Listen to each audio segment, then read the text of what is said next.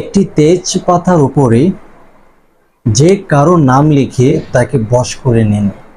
সে হোক আপনার স্বামী, সে হোক আপনার স্ত্রী, সে হোক আপনার সন্তান, সে হোক আপনার শ্বশুর শাশুড়ি, হোক আপনি কাউকে প্রেম করেছেন, কারোর সাথে প্রেম ভালোবাসা করেছেন, কিন্তু এই মুহূর্তে তার বিয়ে হয়ে যাবে।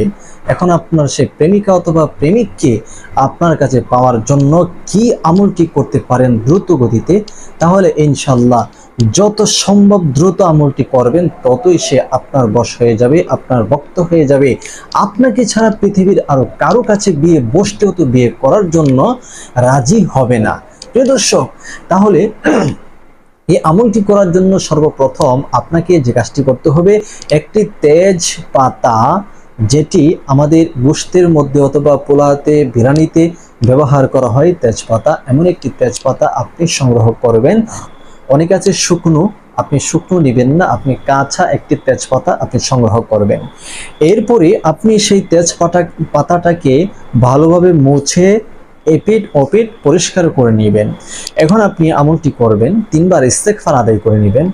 এরপর আপনি 3 বার দুরূদ শরীফ পাঠ করে নেবেন। এরকম ভাবে 3 বার ইস্তেগফার, 3 বার দুরুদে ইব্রাহিম পাঠ করা কমপ্লিট হয়ে গেলে লাল একটি কলম আপনি আগ থেকেই সংগ্রহ করে নেবেন।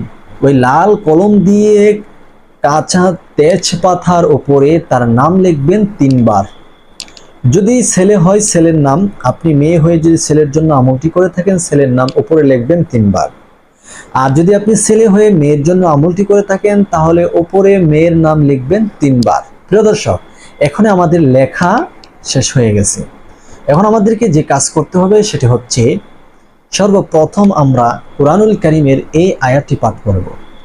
وَأَلْقَيْتُ عَلَيْكَ مُحَبَّةً مِّنِّي وَأَلْقَيْتُ عَلَيْكَ مُحَبَّةً مِّنِّي।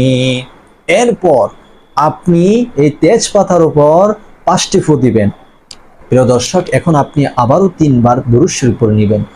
সাল্লাল্লাহু আলাইহি ওয়াসাল্লাম, সাল্লাল্লাহু আলাইহি ওয়াসাল্লাম, সাল্লাল্লাহু আলাইহি ওয়াসাল্লাম। এখন 2টি ফু তেজপাতার উপর দিবেন। এখন আমি আপনাদেরকে জানিয়ে দিব এই তেজপাতা কি করবেন। প্রিয় দর্শক, এখন আপনি এই তেজপাতাটাকে আপনি আপনার পাশে থাকা অথবা আপনার সহজে যেখানে আপনার মনে হয় গোরস্থান, আপনার যে গোরস্থান আপনার কাছে হয় অথবা কবর আপনার কাছে হয়, ওই কবরে গিয়ে আপনি তেজপাতাটাকে মাটির নিচে দাফন করে দিবেন। আধা হাত অথবা 1 হাত গর্ত করে মাটি দাফন করে দিবেন। তবে তেজপাতাটা যেন ভেঙে না যায়, এটাকে সোজা আপনি দাফন করে দিতে হবে। প্রিয় দর্শক, এই কাজটি যদি আপনি করতে পারেন তাহলে ইনশাআল্লাহ সহিভাবে সঠিকভাবে যদি আমলটি করতে পারেন তাহলে 3 দিনের ভিতরেই আপনার সেই কাঙ্ক্ষিত মানুষ আপনার কাছে চলে আসবে, আপনার কথা বলবে, আপনার সাথে রিলেশন করবে, আপনার সাথে কথাবার্তা সবকিছু চালিয়ে যাবে। আপনার প্রিয় মানুষটি অন্য কোথাও বিয়ে বসবে না, বিয়ে করবে না, আপনারাই থাকবে, আপনার সাথে রিলেশন করবে। আজকে ভিডিওটি কেমন হয়েছে অবশ্যই জানাবেন কমেন্ট করে, এবং ভিডিওটি শেয়ার করে প্রচার করবেন। সকলেই সুস্থ থাকবেন, ভালো থাকবেন। আসসালামু আলাইকুম।